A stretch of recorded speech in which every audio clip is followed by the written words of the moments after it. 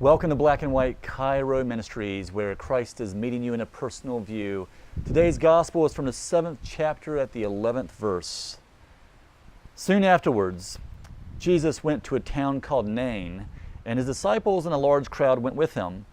As he approached the gate of the town, a man who had died was being carried out.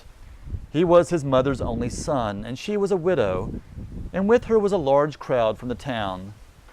When the Lord saw her, he had compassion for her and said to her, "Do not weep." Then he came forward and touched the bier, and the bearer stood still. And he said, "Young man, I say to you, rise." The dead man sat up and began to speak, and Jesus gave him to his mother. Fear seized all of them, and they glorified God, saying, "A great prophet is risen among us, and God has looked favorably on his people." This word about him spread throughout Judea and all the surrounding country. Here ends the reading. Do not weep. We have been flooded in this part of the land by tears that have fallen down. There is no doubt that a lot of you who have tuned into this can relate to that woman who is weeping over the loss of her son. Not too long ago, I met with a man who had a birthday and he turned 95 years old. And as joyful as the occasion as that should have been for him to make that major milestone, he was very sad. And so that's where I met him on his birthday. He was a widower. His wife had died about 20 years prior. But what really saddened him was the lack of time between the death of his son. His son died about 4 years ago. He remembered that he went into his bedroom and his son was at his desk, and he turned to his dad and said, "Dad, I'm just tired." And he hunched over and took his last breath. It was a very sad occasion, as every parent believes that the worst fear they have is to see their children die before they do. Can only imagine the cloud that followed this woman in this account in the gospel today. So sad for the loss of her son. She'd already lost her husband. What was she to do with her life? How is it that we can be raised from the dead, the death that we experience when we are truly saddened from someone who meant a lot to us and who died? How can Christ raise us from the dead?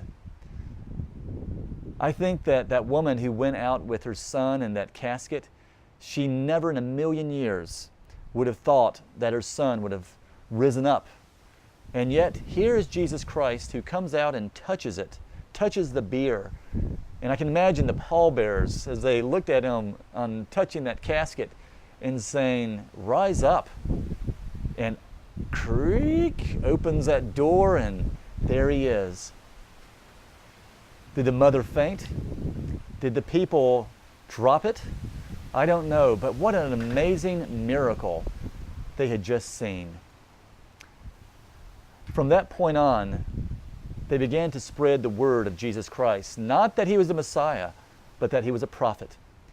It was the markings of a prophet, like Elijah and Elijah and Isaiah of old. These are the men that God had sent to be prophets, and they did miraculous things. It was about healing and the transformative power that a prophet had. But certainly they did not fit the bill of being the Messiah. That would be someone that would be of a military persona.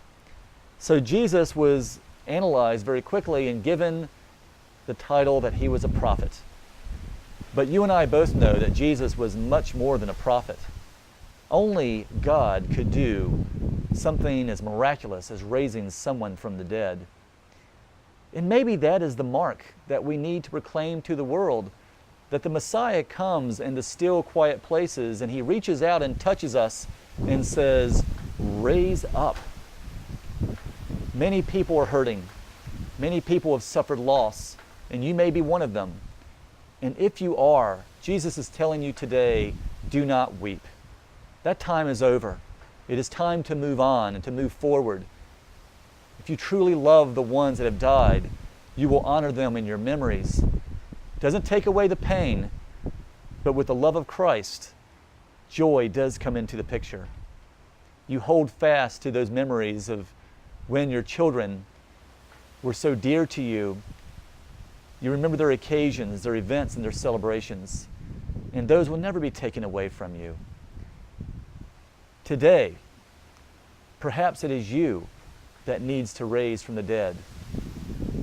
I pray that God will meet you on your processional and that He will say the same thing He said to that woman, do not weep. Let Him raise up your life and let there be joy once more in your land. Amen. The talking point for today is this. What are the times that have made you weep? Secondly, did you hear God's voice speak to you? And did He raise you up? I look forward to hearing your comments on Black and White Cairo Ministries. As always, go forth in the name of Christ.